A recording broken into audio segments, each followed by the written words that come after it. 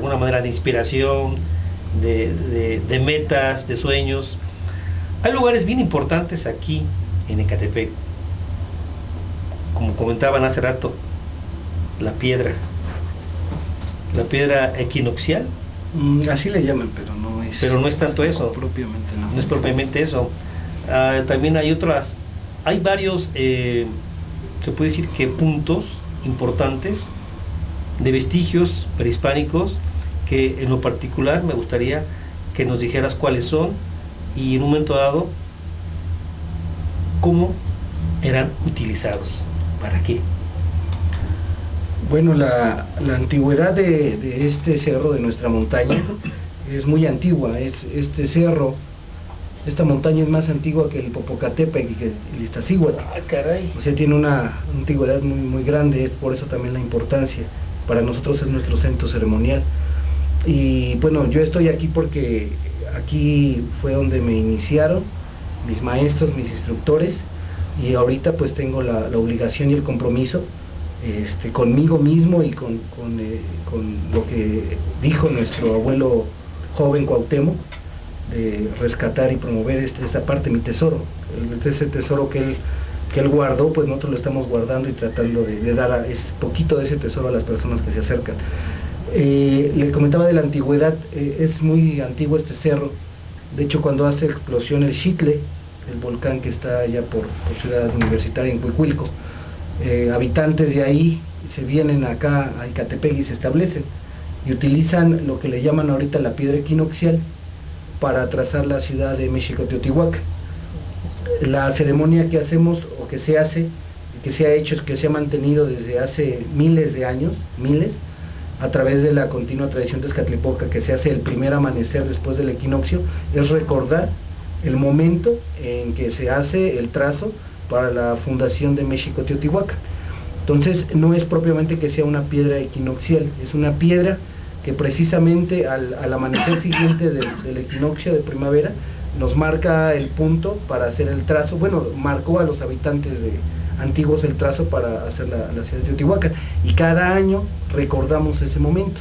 La mayoría de la gente piensa que es una piedra mágica o que se va a cargar de energía, y no, o sea, el subir a cualquier montaña nos va a llenar de energía siempre y cuando lo hagamos con respeto y como decía Ozomatecutli, con atención, o sea, el poner atención a lo que hacemos.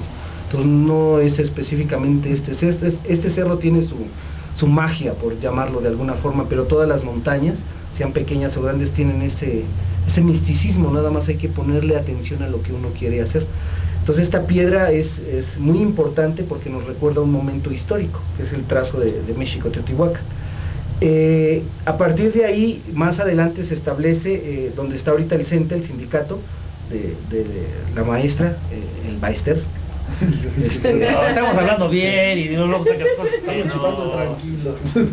Bueno, pues esto viene porque pues le donaron esta parte del cerro a autoridades, se la donó nuestro actual presidente, Enrique Peña, y lo avaló el que antes era presidente municipal, ahorita es gobernador, el Ubiel.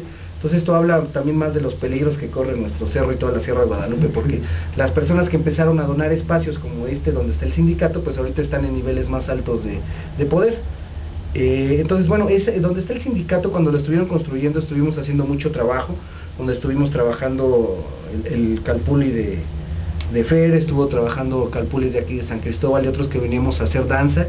Hicimos foros, fue donde conocimos a don Rafa, a Ángel, para evitar precisamente que se construyera el sindicato, porque precisamente cuando empezaron a hacer las excavaciones para construirlo, pues se dieron cuenta que era toda la zona habitacional de lo que fue una época prehispánica.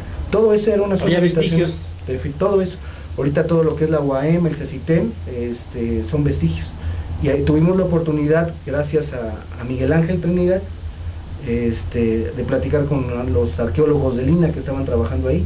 Nos dijeron sí, y vimos, dice, pero pues no le interesa a las autoridades, y lo volvieron a tapar.